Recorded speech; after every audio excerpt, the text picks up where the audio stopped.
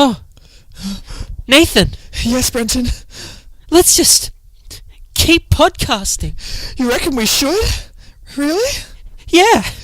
Why not? Well, we're surrounded by hundreds of police cars and maybe a helicopter, but you reckon we should just do it? Let's just keep podcasting. Alright, buddy, let's just do it. Mwah! Whoa! Dude, this is not that type of podcast. What's with the kissing? Just floor it. So, Nathan. Yes, Brenton. I wanted to have a chat to you about something that many of us have experienced. Oh, yeah? What the fuck is with moving? Oh my god, yeah, that's a great topic. That's a very, very good topic. Yeah, well, you sound like Jerry Seinfeld right now. Like, what's the deal with moving?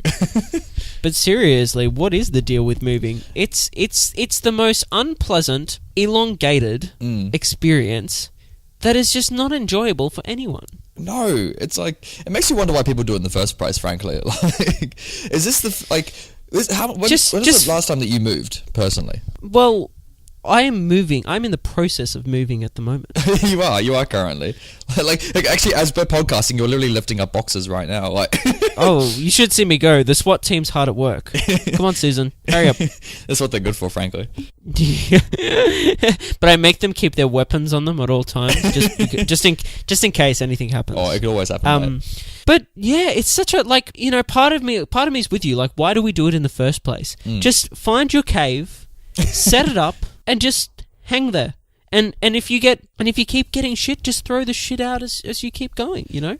Spring clean. But it's a good thing. When you move, though, it's a good opportunity for you to throw away all the shit that you don't need, because, like, you really start purging when you move. Yes. Well, the other thing that's happening at the moment is that there is a council cleanup happening this week. Oh, that's so convenient. It's so perfect. It's so perfect. Oh, you can just literally, like, get rid of everything in your house in North Sydney and just, like, throw it onto the road and be like, it's up to you, it's up to God now. It's in God's hands, this couch. Who knows what will happen to this object? Yeah, it's pretty good. So yeah, you and I must have friends though. I can think of a few who will literally never move in their lives. Like, I know people who, like, they will maybe move. They will maybe, like, they're with our parents, because we're in our early 20s. We have mates who, like, they're still with their parents. They will eventually get a partner. The partner will probably move into their parents' house, and then after like so much pressure, they'll maybe get one house and move once in their life. And the house will be, like, on the street over from the parents' place. Oh, yeah. Did I ever tell you that time I was in Brisbane and this is a random story. I was with my mate James, and we were going to throw a house party. And so we ran around to all the neighbours' houses to let them know we were going to throw an event that night. They were going to make some noise. And we knocked on one guy's door, and he said, "Oh, I used to live in your house." And this guy was, like, in his, like, maybe, like, mid-40s, he had, like, a wife and kids and everything. He said, "Yeah, I grew up in that house, like, opposite my current house." Like, excuse me? And then he said, I'm like, "Oh, how come you chose to live on the same street?" He says, "Oh, it's a really nice street." I'm like, what the wow. Could you imagine? Just, like, also, like, living opposite your childhood home, like, as an adult? Fuck, that'd be weird. Part of me, it's something that's so far removed from my brain, my childhood house, because my family no longer lives in that house. But in saying that, it's like you have this yearning sometimes just to, like, go back and see it and see what's become of it. You know? Have you done that since? Oh, I've done, like, every time I go back home. Just spy on the new tenants. And when I say home, it's not really home anymore. But when I go back to the Gold Coast, I stop by and I kind of chuckle to myself at the changes that have been made to the place. Oh, yeah. Yeah, like, it's really interesting how it kind of, like, keeps getting updated as time goes on. My family, we hate it because we sold our family home to some, like, Chinese family, and they're doing a rubbish job with our garden. So every time, like, we drive... Oh, dude, this is exactly the same scenario as my family has. So really? When I go back, when I say I chuckle, literally there's now, like, there's two Chinese dragon, like, gargoyle-like... No, really? That, yeah, like, legitimately, that are on top of, like, this, let's call it a fence, but it's like a cement wall that kind of surrounds the property. And they're not the same colour. You've got a big barrier on your property. the stone is not the same colour as the so it really stands out. Gargoyle, and it really stands out. They've also, like, tied, like, literally, like, wrapped fairy lights around all these, like, 2-story pillars. Oh, really? That are, like, around this house, and it just looks It looks terrible. looks crazy, dude. It looks Oh no. It does look pretty bad. It's like a schmoz, but it's always fun to go back. And sometimes if I'm feeling I like to really kayak brave. sometimes around. Yeah, if I like to kayak around the Gold Coast sometimes. And that's cool. I will because our house was on a lake, a saltwater lake. So I will get on that lake in my kayak and paddle round and like see the back of the property from the lakeside. And dude, that's even funnier. Like it just doesn't look like the same place anymore. Which is kind of sad for like your like I guess like your It's like the death of a childhood. I guess, but at the same time it's I got over that pretty quickly, you know. But also, like I'm you spent so many years like putting hard work and effort into that house. Well, I didn't. I guess it's more my parents. Yeah, Sort of, you feel more sorry for your like, parents. yeah, exactly. But oh well, times are changing. Times are changing. Well, hopefully this will be the last time you ever move, Brenton. I don't know about that. So yeah, welcome. Welcome to Classic Movie Banter, that podcast where Brenton and Nathan. Oh, I mean, wait, no. Let's call me Louise or Nelma. Okay, where Brenton and Nelma review movies that are 20 years or older. By review, we give our opinions and then give it a thumbs up and down. Like I wouldn't even class this show as a movie reviewing podcast. No, I think we deliberately removed the review tags for when we market this show. Frankly, yes, like because it's just you're just listening to two Aussie buffoons drone on. And literally flying drones. Yeah, literally drone on about some old movies.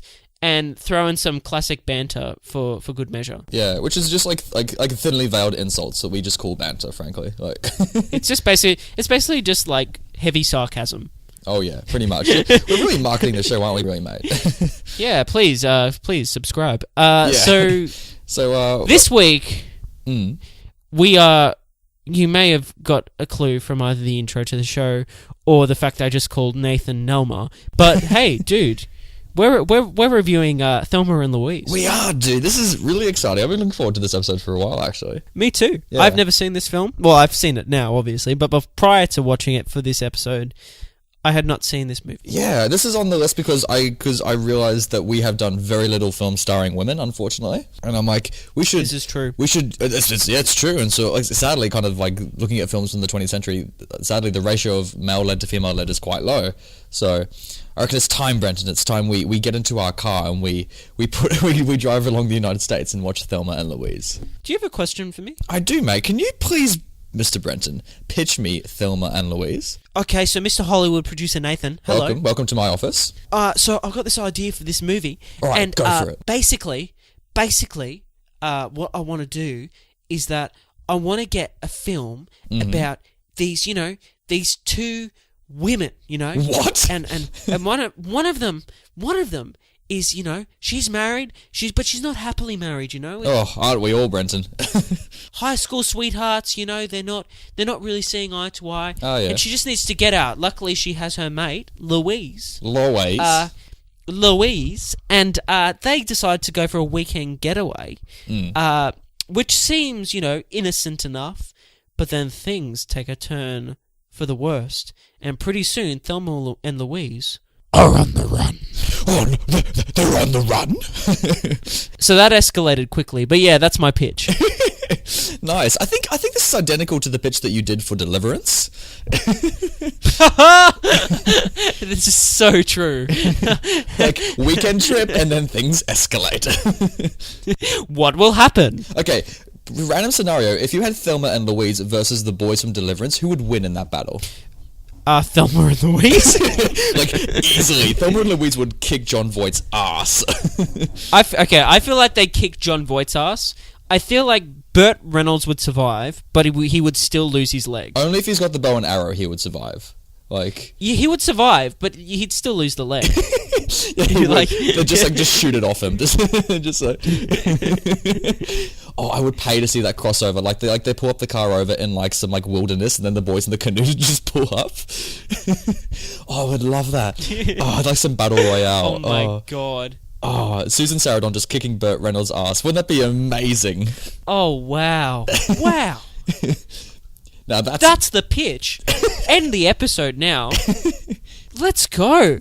Let's go. Oh my god. What would you call that movie? You call it like Deliverance, then like Thelma and Louise, or Deliverance by Thelma and Louise, like or Deliver Us. Deliver Us, Thelma and Louise. Oh my god, dude! Okay, we now know Hollywood. We now know what to do. Sadly, Burt Reynolds has passed, but John Voight's still kicking around. Like, bring back Gina Davis, bring back Sarah Sarandon. I'll all say yes. Like, oh no, but oh yes at the same time. Oh God, what an interesting premise. yeah. Hey, so let's get into this. Let's rip the Band-Aid off. Ooh. And it's in the pile. First rip of 2019. So, I kind of dig this movie. Mate, I kind of dig this movie too. I think I'm there with you. There's a lot to dig about it, man. It's not perfect. No. There are flaws that I can Yes. easily point out, but it's still it's a cracker of a time. Just a cracker. Yeah. Thelma and Louise, what two amazing characters, right? Like, both. Oh yeah, hell yes. Surprisingly, as I was saying before, I've not seen this film before, and I did not know that our mate Ridley Scott directed this. Did you really? Oh, yeah. So, like in the opening credits, you're like, "Excuse me." I was like, Ridley Scott presents what the fuck? Does it feel like a Ridley Scott film? It does. And I want to talk to you about a specific shot in spoiler mode. There's a lot of beautiful shots in this movie. Yes. Like, this is beautifully filmed. I love the shot of them driving through the oil rig. Do you remember that shot? Yeah, dude. I do remember that shot. Because it's essentially a road trip film that's also like a kind of Bonnie and Clyde kind of vibe to it. And like, for sure. And these two girls, they really, I think escalate is the best word for this film, because it starts off so innocent, and then next minute it just shoots up. Did you? But I'm glad the first thing you brought up though was the characters, because hey, let's give a round of applause to Susan Sarandon and Gina Davis for like just kicking ass like in this movie. Like, just two awesome like performances that, you know, have obviously stood the test of time. At first, I didn't like Gina Davis that much, because I thought like Susan was like doing all the heavy lifting, but then something changed, and I thought Gina really started delivering. Because especially at the start of the film, she kind of acts like the doe-eyed friend to like, where Susan's like the leader, but like, no, like there's a moment where like she just suddenly transforms, and like they both just start acting really, really cool. Yeah, I think they're also surrounded by some. A really strong, you know, ensemble as well. Obviously, our other mate Brad Pitt, Michael Madsen, and fuck, I went to say John Voight, but like it's not John Voight. It's Harvey Keitel. Yeah. It's basically Tarantino's favorite actors, like literally all of his favorite male, like I'm surprised he hasn't done a film with Susan, actually. I thought she'd be very Tarantino. She would be. Anyway, there's still hope. I mean, like, Once Upon a Time in Hollywood has still got to come out, but then there's one more film supposedly after that. We get one more. Hopefully it just stars her. Maybe he'll do it. Maybe he'll do the sequel. He'll do the Deliverance sequel. Quentin, I know you're probably not listening to this, but please consider it. Oh, it'd be amazing. Could you imagine? Oh, a Tarantino-directed version of this. It does actually feel a little bit Tarantino. Like, you know what this reminds me of? It does. It reminds me of The Bride from the Kill Bill movies. You know how she's in, like, the pussy wagon and that kind of thing? I guess. But by when I say I guess is that I don't really see it, but okay, yeah, sure. Like, it's like this woman on a car drive with a mission, you know, that kind of stuff. I mean, they don't really have a mission, do they? I mean, they don't really have a mission. Their mission is basically just to enjoy themselves.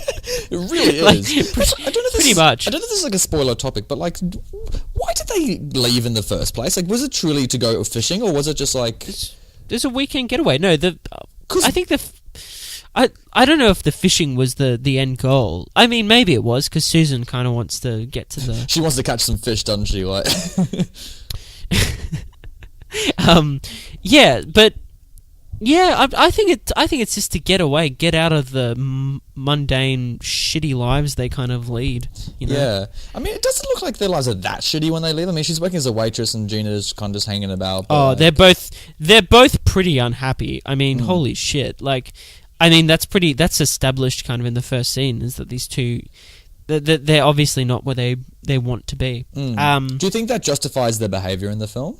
How they kind of No. escalate? No. Nothing. No. Nothing justifies their behavior in the film. No, because they really just like snap and then just like go full bonkers like very quickly. I mean, there is a thing that triggers the whole event. There is like one of them does suffer something very early on in the movie.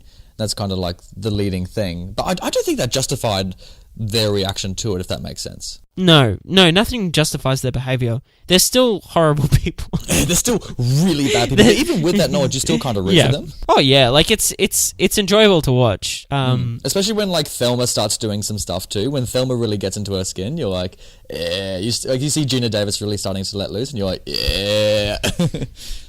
Sorry, what do you like? Yeah. Literally me sitting on the couch watching this movie, I'm like, yeah. You sound like that truck driver in the film. Wasn't he the worst guy ever? Like, he's such a bad bloke. Oh, such a bad bloke. He's probably the worst bloke in this movie.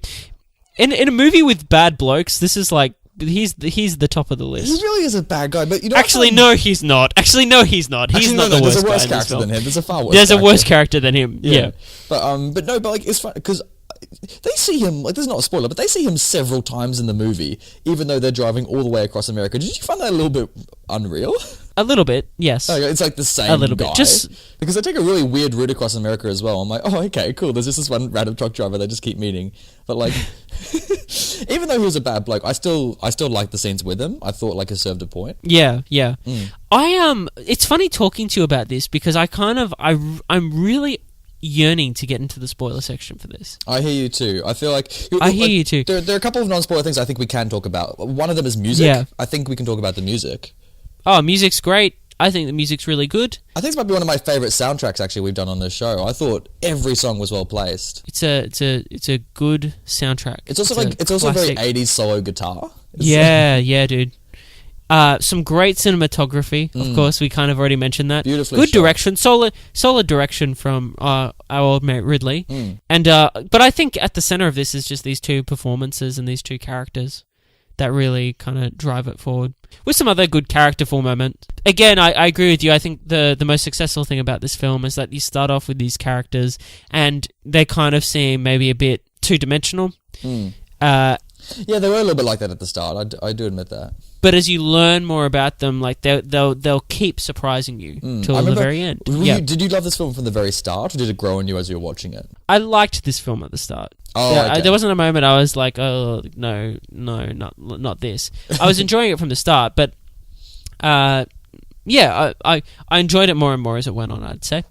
No, that makes sense. Did you also, because this film is kind of, for people who don't know much about Thelma Louise, I feel like if people know anything about this movie, it's one, how it ends. Did you know how this movie ends prior to going in? I did know how you did know the ending, yeah. So we won't mention it here, but for people who do know the ending, for me personally, it didn't hinder my experience of the film. Like, no, not at all. No, because I was like, you want to see how that final scene happens, you know? You want to understand why these characters do what they do. Yeah, exactly, yeah. But also, I also thought, was this film like the great feminist film that you heard it to be? Did you find it very feminist? Yes. Yes. But one thing I love about this film's feminism is that I think it's very subtle in the way it does it. It's not like overtly like I think like it's a major theme of the actual film itself, but it's not to the point where it's trying to like bombard you with a certain message. No, I don't. Or do you disagree? Do you think like it is? Yeah, yes and no. Yes and no. For the most part, I thought it was pretty subtle and pretty good. There was a couple scenes I was like... Yeah? No, but it's not. It's not. No. It just feels like a weird face. I'm like, okay. Yeah, I know. I'm tossing this up in my head. There's scenes that you could say, oh, that's not as subtle, but at the same time, it's kind of a real scenario. It's a real character. Yeah, there's nothing in this movie, except maybe for the ending, that's not... Like, this film is very realist in the way... Yes, exactly. Like, you could be like, oh, that's a bit larger than life, and then you're like, no, it's not. No, I think certainly the character interactions are very real. Yes, I agree. There's some great character interactions. Oh my god. Oh, amazing character interactions. And I think also, especially the way the men are written, it shows all types of men. It's not just like bad men and good men. Like there are helpful men, like antagonistic men, like all that kind of stuff. So it's not trying to make a blanket statement on either gender, I think. No, I don't think so either. I was when I was like kind of tossing things up in my head just before, I was thinking, because there was a few of the characters I was like, is that just is that just making a strong point against, say, this type of man?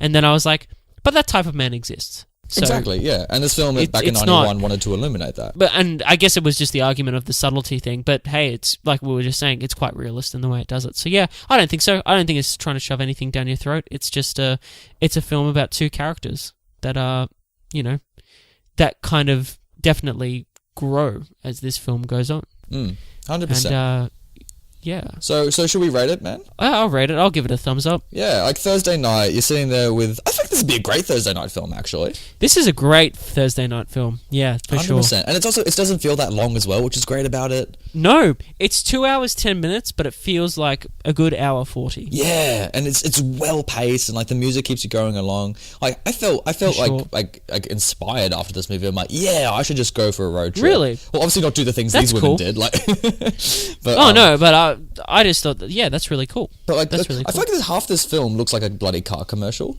Like, I get what you mean. Yeah, definitely. You're just waiting for like the Mustang logo just to appear in like the or whatever car they're driving, and just like get yours today. But it does definitely make me want to go on more road trips after seeing this film. So definitely, yeah. Yeah. If you want to get your mates G'd up for a road trip, then definitely put Thelma and Louise on. So Nathan, yes, shall we get into the spoilers? Nothing but spoilers. Nothing but spoilers. Spoil Thelma and Louise. Let's spoil them.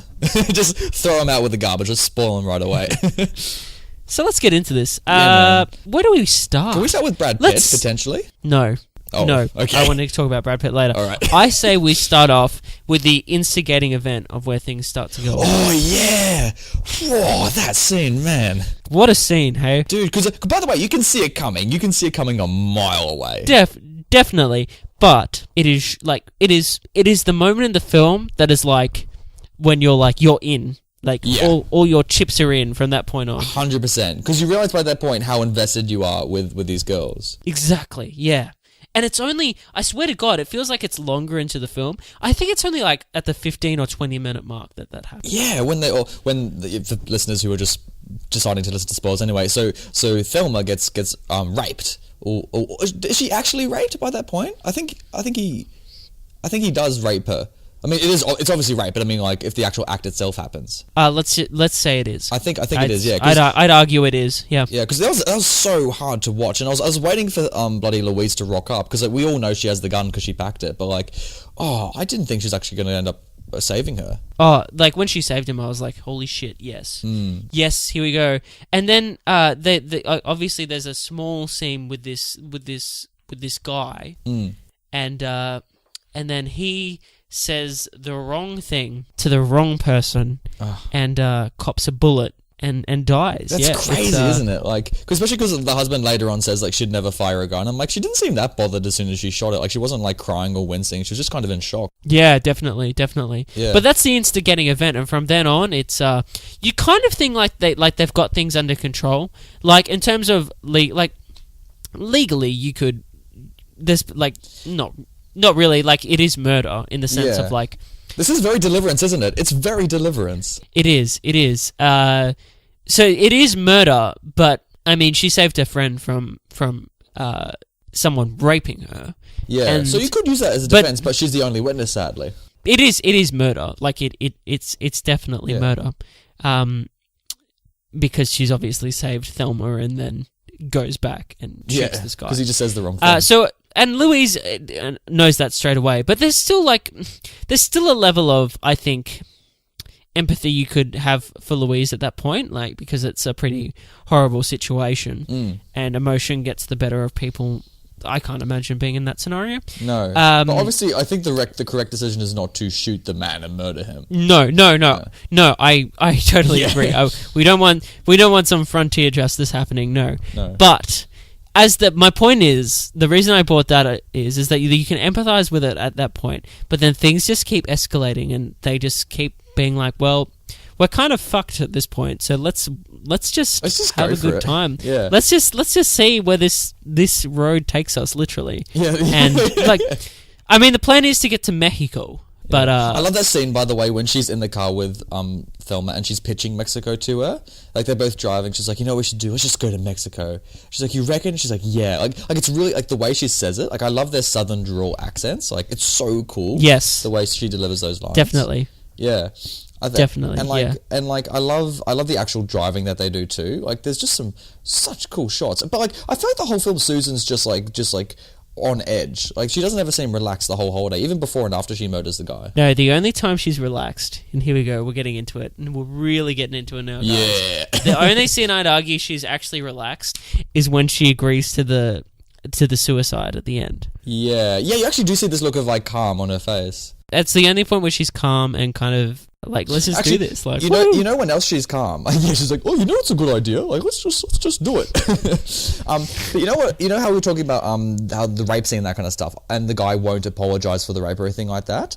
I like how that scene is mirrored or back-ended at the very end of the film with the truck driver, and how he won't apologize either. Yes. Yeah, I agree. I thought that was really smart writing, yeah.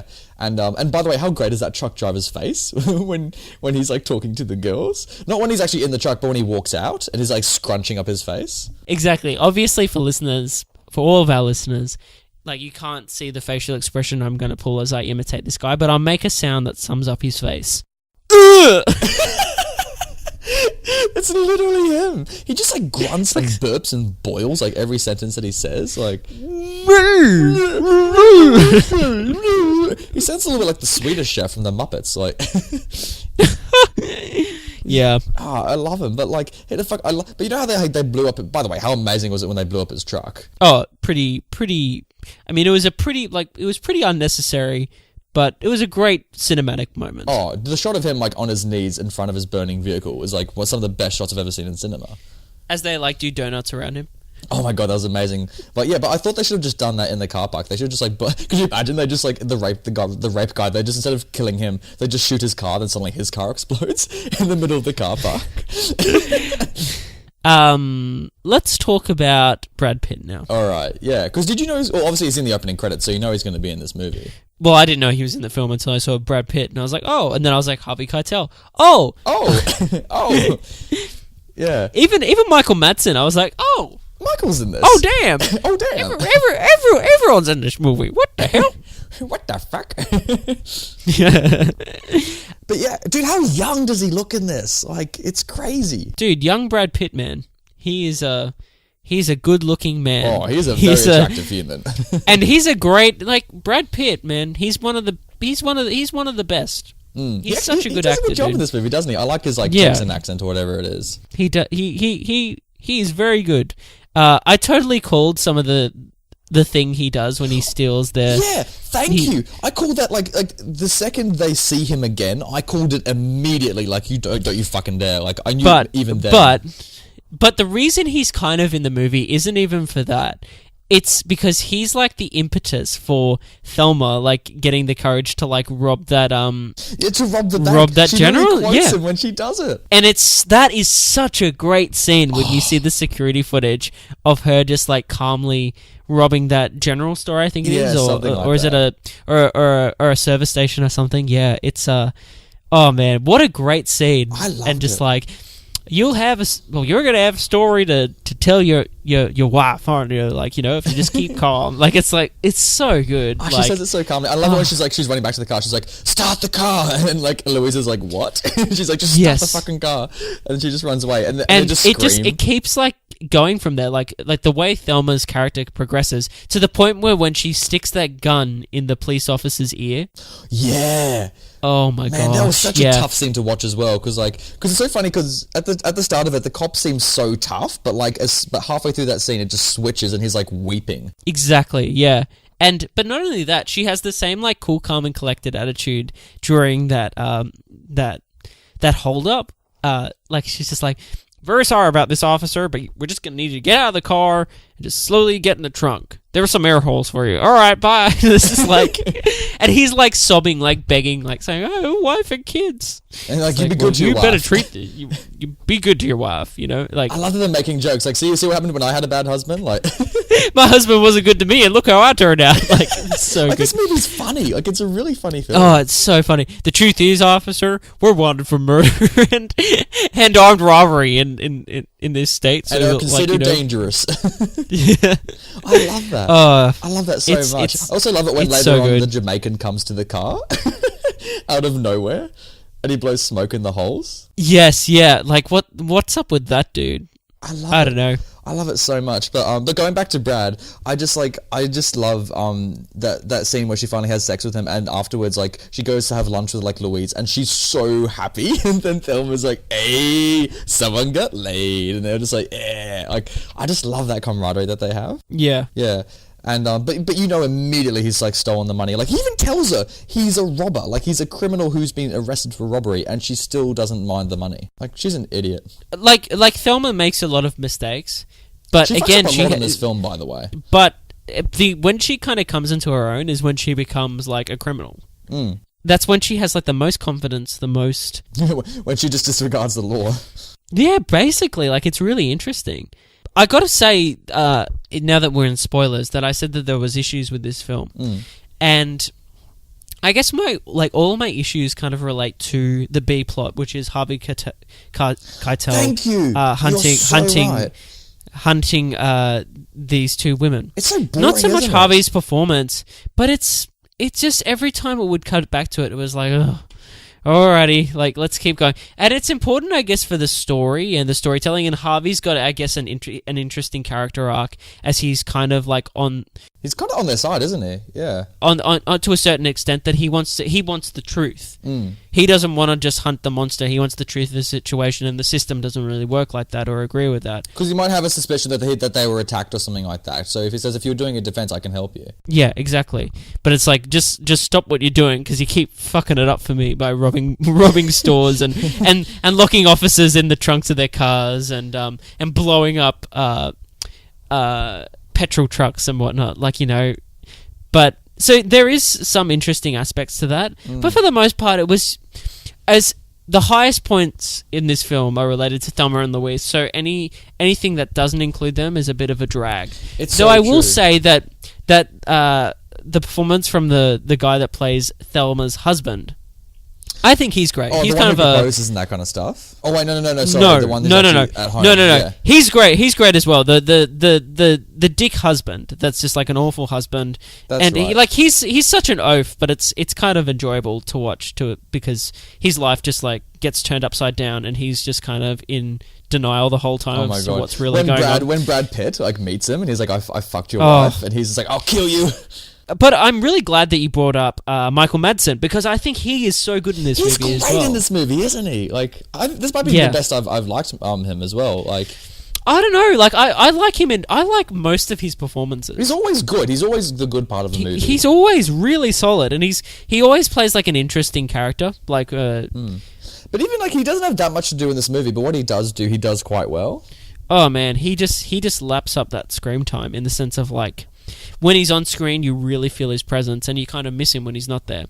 I know, especially juxtaposed to like Thelma's husband, who like who's just like, when the police are at his house, he's like, "Hey, sweetie," and then they immediately know that like he's with with the cops. That might have been the best joke in the movie. Hey, sweetie, ka-chung.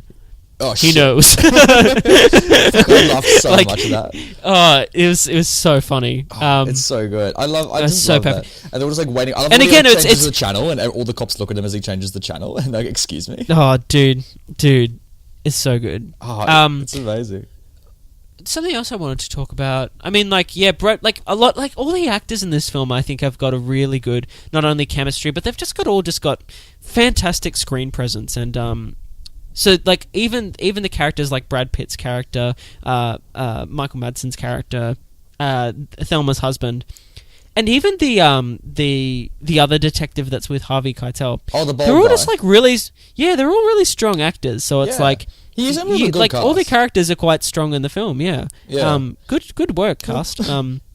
I got it. Okay, this is the point I was forgetting that I wanted to get to. Let's talk about Ridley Scott. Okay. And his vast open landscapes and helicopter shots with weird 80s synth that is just ripped straight from Blade Runner. Oh, literally. You're so correct. Like, it's kind of weird in this kind of setting, though, when it's not in, like... It is weird. It is weird. Like, And for a brief moment, I was like, I feel like watching Blade Runner. Then I was like, whoop, stop it, Ridley. Stop it, buddy. Stop marketing your other movies, like, in the middle of your own movie. It's like...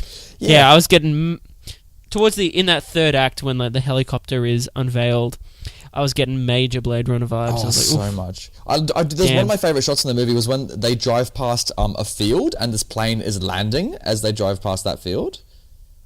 Yes. I love that shot where you see the plane land. They're like, woo! And there's all like dancing in the car. Like, I thought that was... I thought there was some beautiful shots like that, or scattered throughout the movie. I agree, yeah. There were some amazing shots for this film.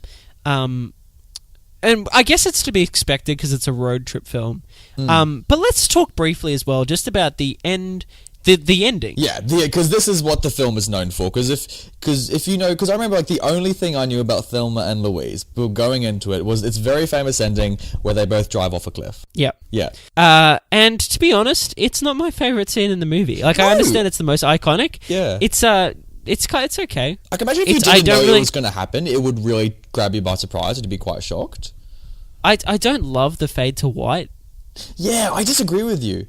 It cuts really early into the fall as well. You actually don't get to see the car fall that far. No, yeah, I don't love it. I don't love it. I like the idea of it, that I like the idea that we don't see the car fall very far, because it's like that idea of like, let's just keep going, and it's like that's the moment where like it's like the peak. It's like I do love that scene though. I do love the scene where she pitches it to Gina and she's just, I love it too. It's more just like it's that last shot. Yeah, it's that last shot, and it's good. Like I'm very mixed about it. I love the aspect of it that it stops where it stops, and it's like they're both keeping going forward. They're both at the height of like they've come such a long way, and you know, and even to that point, they think they're gonna live. But that's what I mean. It's a nice kind of poetic moment. It's just, why the fuck do we have to fade to white? It's so.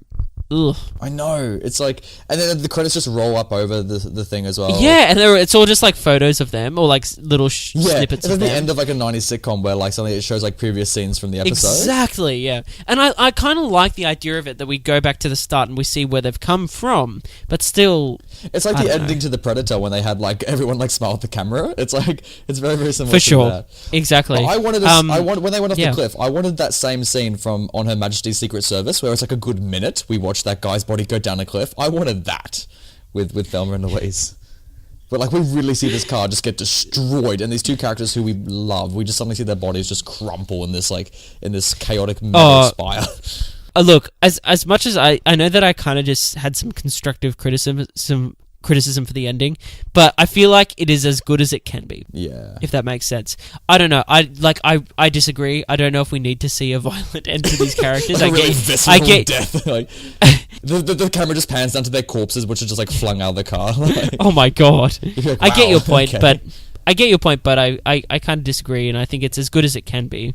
I just wish that there was more impact if we just cut to black and. Like, I get the fade to white though, but just cut to black after it. I think it could have just been like a still frame and then just like fade to black. Yes, Nathan.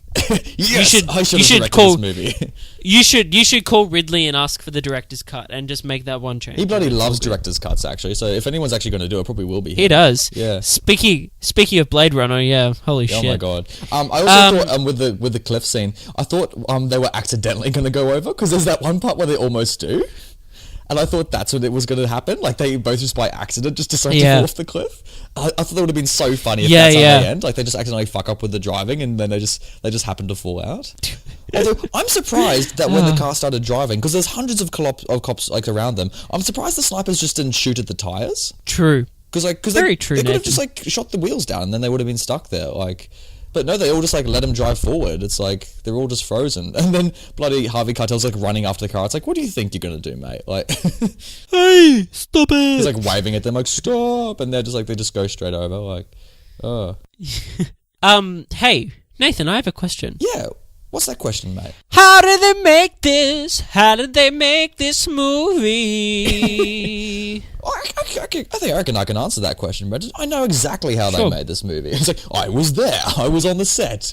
Brenton, I actually am both Thelma and Louise. So Nathan, I'm just going through our show notes at the moment, and what's interesting is that I have I have nothing new to offer these little tidbits of trivia. Oh, really? When we both did our research, did we both find the same facts? Yeah, I have something to add. Ooh. I have something to add to one of them. So when we get to that, I will chime in and say it. But let's start off with our other good mate, other good mate, George Clooney. We have so many good mates. Yeah. Oh, our old friend, our dear old friend, George Clooney. Yeah, Yes. George. We love you, George. So George auditioned for the role of JD, I believe, is Brad Pitt's Is that really his character's character's name? Of course it's called Yeah, JD. I'm pretty sure. Because he only drinks Jack Daniels. And he really wanted it. He wanted that part really bad, It's a but pretty good obviously part. But like, Brad Pitt got it, and George didn't. Aw. But he was considered for it, so that's great for him. But what's really interesting is that 20 years after the film release, yeah. George was on a plane next to Gina Davis, Really? and he referenced his audition for Thelma and Louise. I'm not making this up. He referenced his audition for Thelma and Louise. Yeah. 21 years previously, and he read with Gina Davis for the part. Oh, wow. And Gina Davis couldn't remember him. Really? Couldn't recall his audition. Yeah, how funny is Oh my that, God, dude? that's so funny. I mean, obviously she recognized George Clooney. Like, she would have recognized him. But Yeah, no, but she was like, you auditioned for that? oh my God, that's so sad because he remembers it, but she doesn't. Like, Yeah, and which is kind of funny because maybe that's why he didn't get it, because he was forgetful.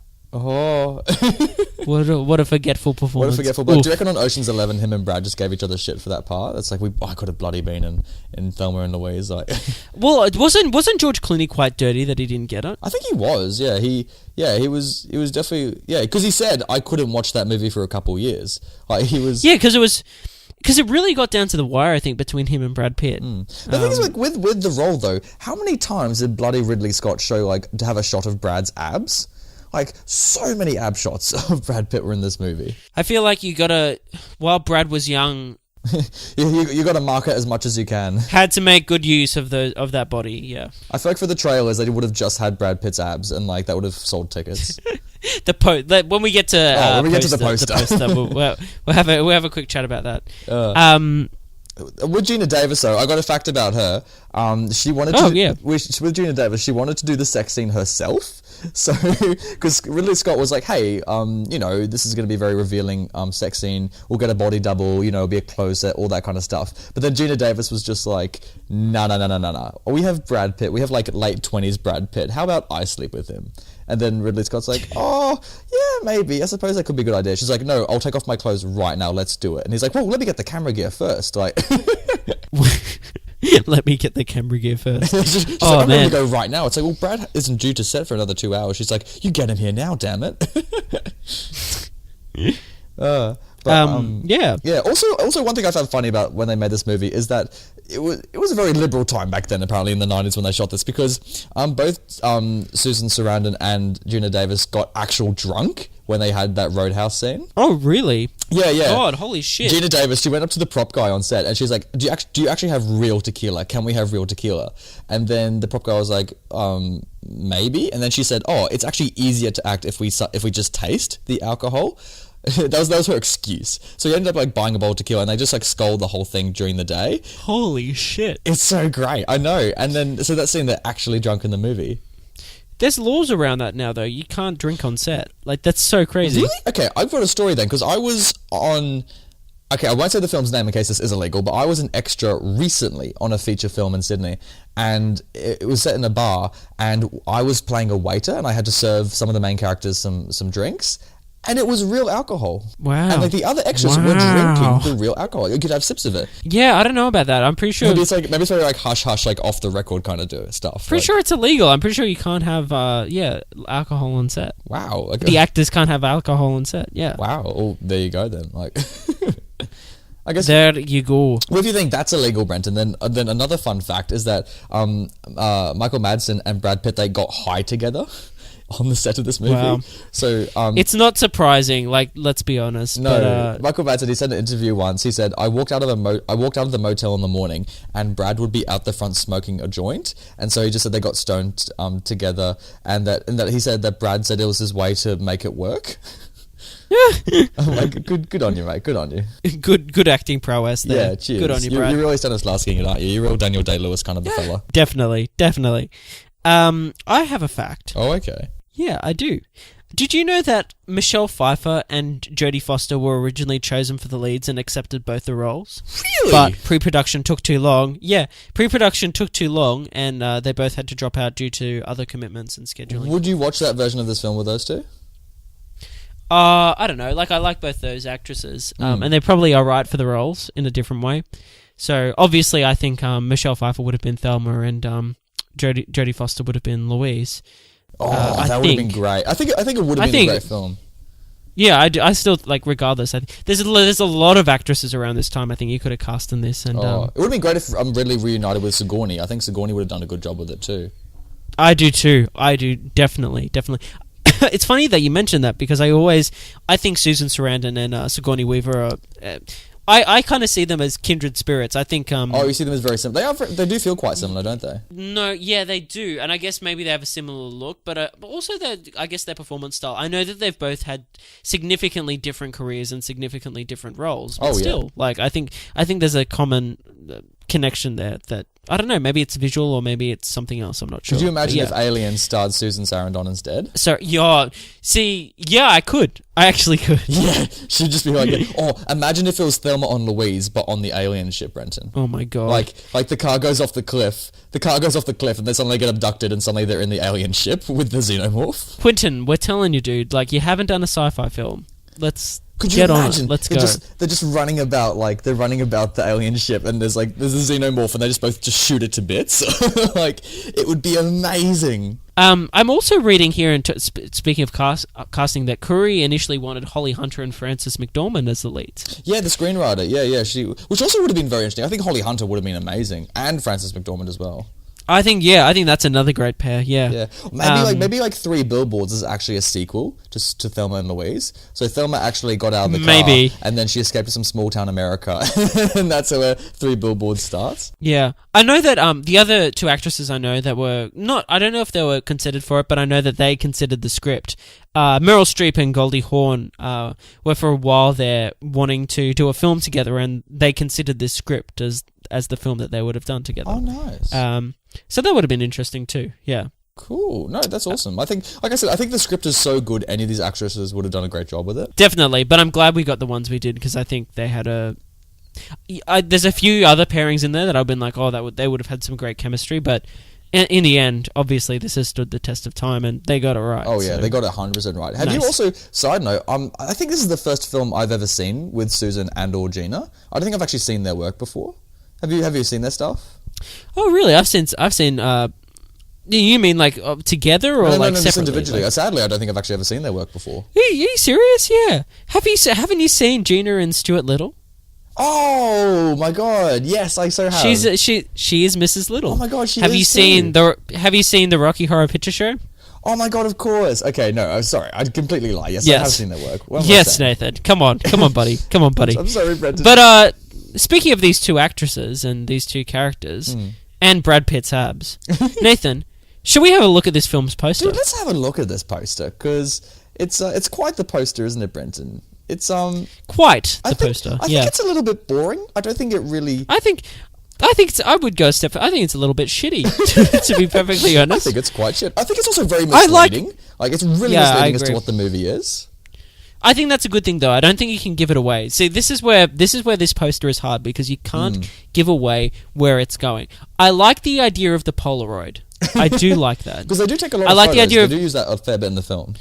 I like that it's a Polaroid, and I feel like a Polaroid could be right. I also feel like the background is okay, of like kind of the Grand Canyon. I think it's still a bit shitty and a bit too bright. Okay, wait, hold up. Here's an idea. What if the Polaroid had a blood stain on it? Yes, Nathan. Mate, I'm on it. I am on it. Yes, Nathan.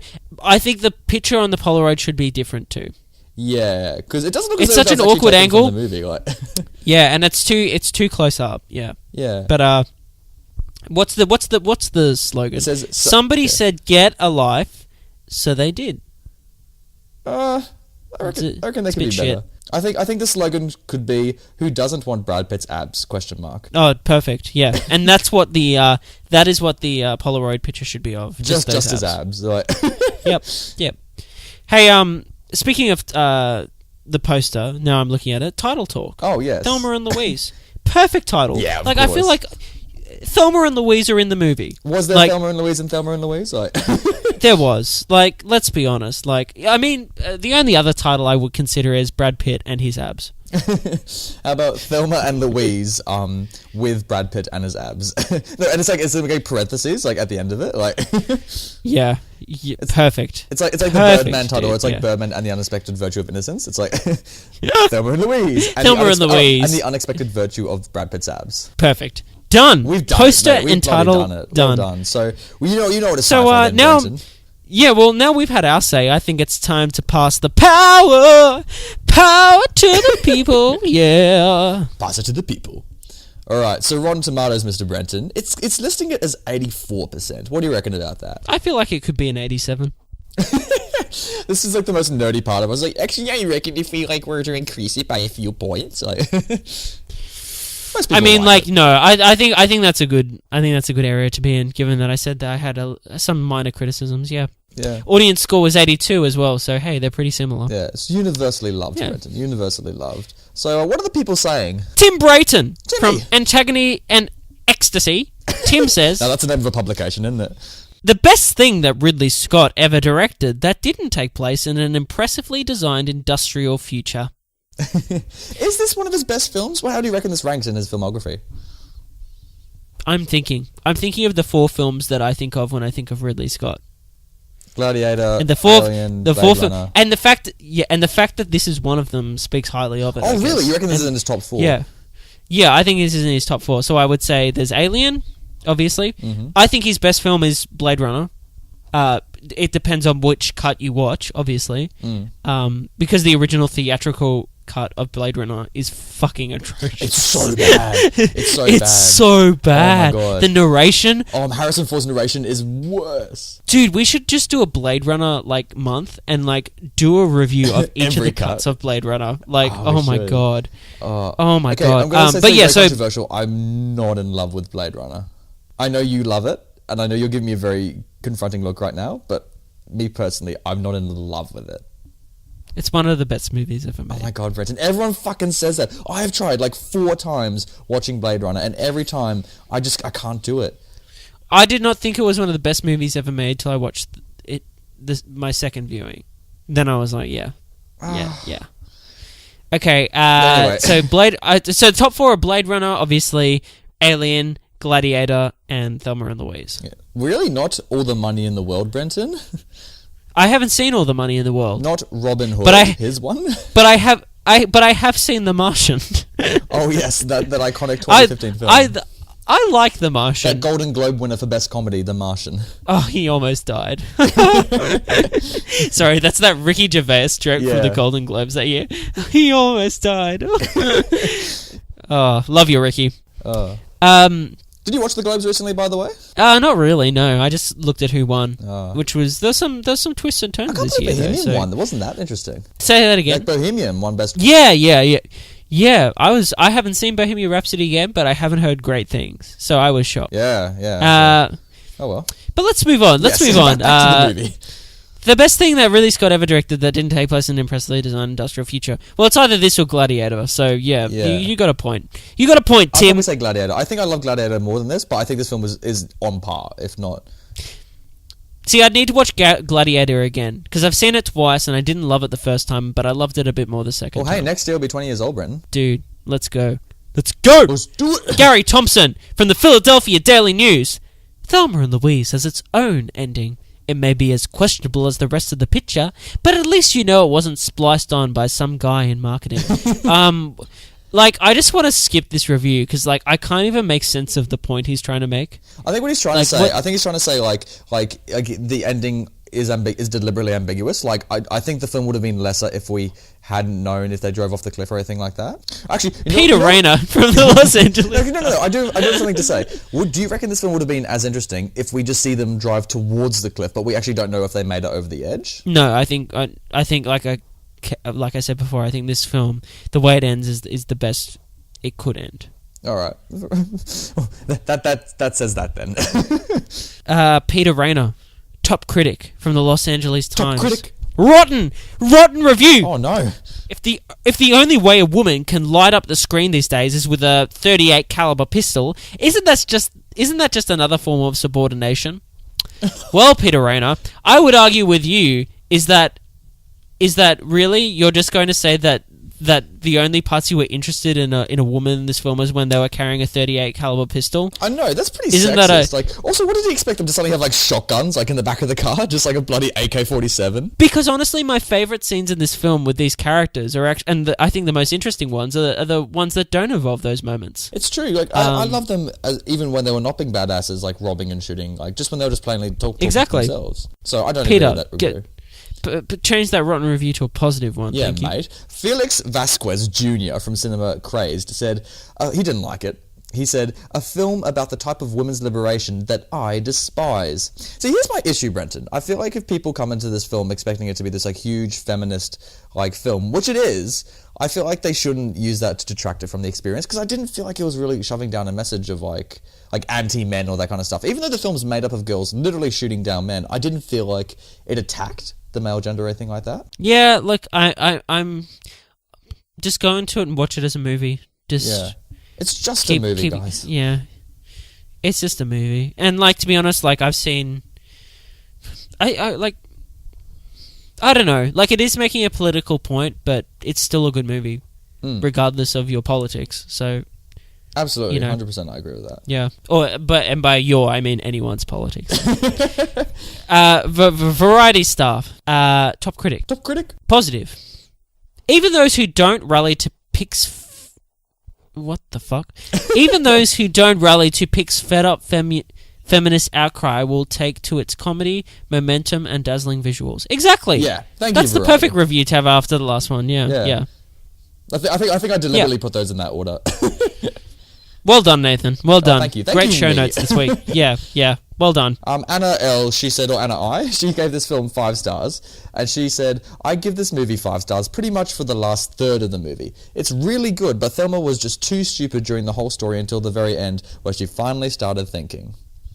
I don't think she's stupid. I can understand where Anna's coming from, where Thelma doesn't do much until maybe the end. Oh, I disagree. I love Thelma, like, through this whole movie. And I get that you're saying that she's stupid, and yes, she makes some bad decisions. But you have to remember her given circumstances, and they are that she, like, is, like, not allowed out of her house. Yeah, she's an Oscar you know what I mean? husband. That's crazy. This is, like, her first outing in, like, years, we presume. Like, she's not going to be the most worldly person, and I think that's why she is, a little more gullible, let's say, than Louise. But at the same time, like, I don't think that detracts from her character necessarily, you know? No, God, no. No, I think she's fine. Yeah. No, yeah. So... Daniel W. Hi, Daniel. Gave it a 4 stars. I've finally seen it! ! Men suck. I don't think it's that simple. I think there are some good men. Obviously, Harvey Keitel in this film and whatnot. Yeah, I feel like he's the only good man, like, to be honest. But there definitely are some very bad men in this movie that they do illuminate. Oh, but I would argue that, again, we're categorizing them in good and bad. Like, I think... Well, the rape guy is definitely bad, and, like... Oh, he's bad. He's bad news. But, you know, Brad Pitt, I think that's questionable. Michael Madsen, I think, is questionable. Yes, Brad Pitt is a burglar. But, hey, he actually seems to have some humanity. And I think he did. You know, I think he also did genuinely like Thelma as well. That's my point. Yeah, that's my point. Even though he robs and, you know, he does what he needs to do to keep ahead, he still has some humanity. And, you know, I don't know if that's digging too much, but definitely. But Michael Madsen's the same. Like, his character, he seems to be a bit of a violent asshole at first, but deep down, he's he's got some scarring and some issues, and obviously there's no excuse to be a violent asshole. That's what I'm saying. Yeah, exactly. I'm just saying that these characters... Are you saying it's complicated, Benton? I'm saying it... I'm bringing it back. Guys, buy the shirt. It's complicated. I can see you hunting for the words. Andrew O, he gave it 5 stars and he said, let's face it, the movie wouldn't be half as good if it were about 2 guys. I think he might be right. Hold up. I don't think the movie just would exist if it was about 2 guys. Because I think, them escaping their husbands and, her being raped and all that kind of stuff, I don't think that kind of story would happen the way it happens in this movie if it were 2 men, if that makes sense. I mean, it could, but yeah, I don't think it wouldn't have been the same film at the time if it had come out. No, and I think it is quite reductive to think about it in terms of gender when it comes to if it was gender swapped, it would have changed. I think that's way too simple. I think so much. And why would you even why would you consider it? Just watch the movie, watch the movie for what it is and critique it for what it is. Because the whole time I wasn't thinking when I was watching this movie, oh gosh, these girls are doing that. Now, you don't think that when you watch this, do you? But it's yeah, I agree, and I wouldn't. It didn't even cross my mind of this wouldn't be the same if it was 2 guys and the lead roles in this film. Yeah, it just didn't. I was just watching the fucking movie. You know what I mean? Yeah. And last review, Craig Bradford. I'm surprised they haven't tried to remake this film. Lol. Look, I'm surprised they haven't either. Yeah. Can you imagine? I mean, it's only 25 years old or something like that. This is perfect reboot territory. But let's hope they don't, because it's still also, good enough to I don't know what a reboot would stand. do, narratively or anything like that. No, it would just be here's the same story and here's 2 different actresses that are the actresses of today, I guess. It'd be like Jennifer Lawrence and Emma Stone. Yeah, Emma Stone, exactly, yeah. I was going to what's Amy Schumer? That's Jennifer Lawrence's friend. That's right. Oh yeah. Yeah, but I think it'd be far worse if it was them. Just leave it alone. I always say this. Just leave it alone. Just leave Thelma Louise alone. Just leave them alone. Leave them driving off that cliff. They're all good. Just leave it alone. They're all happy. Who knows? Maybe they survived. Maybe it was a very short cliff. Hey, dude, that's Thelma and Louise. That is Thelma and Louise. Dude, what a bloody good movie to start off the year. What a cracker, eh? Oh, what a bloody cracker. It's been a good time. Hey, yeah, that was a great time. Thanks for listening in, folks. Yeah, thanks. You can find us. You can find us everywhere. Basically, you can find us on the old SoundCloud. You can find us on iTunes. You can find us on YouTube. You can find us in Sydney, Australia. You can even try to find us, but please don't. Oh no! If you want to try to find us, I'll give them Brenton's new address. I'll give them your address. So. Hey, I say this: if you find us, I will gladly go and buy you Thelma and Louise on Blu-ray. Oh my god, dude! I want to find you now, just so you can buy me the Blu-ray of this. You stop me on the street and say, "Are you Brenton from CMB?" And I say yes, and I say, "Where's the closest JB? Let's go, let's go purchase this disc for you." You know? Oh, that'd be great, dude! I want that just to see the special features. So do I. Oh my god. I want to see Michael Madsen and Brad Pitt high, yeah. They're just stoned as they're promoting the film. Hey, quality time. Quality time. banter. Well, Brenton, let's. I know you've been in neutral the whole time, but let's just put this thing in a drive and just bloody podcast off a cliff. Let's do it. All right.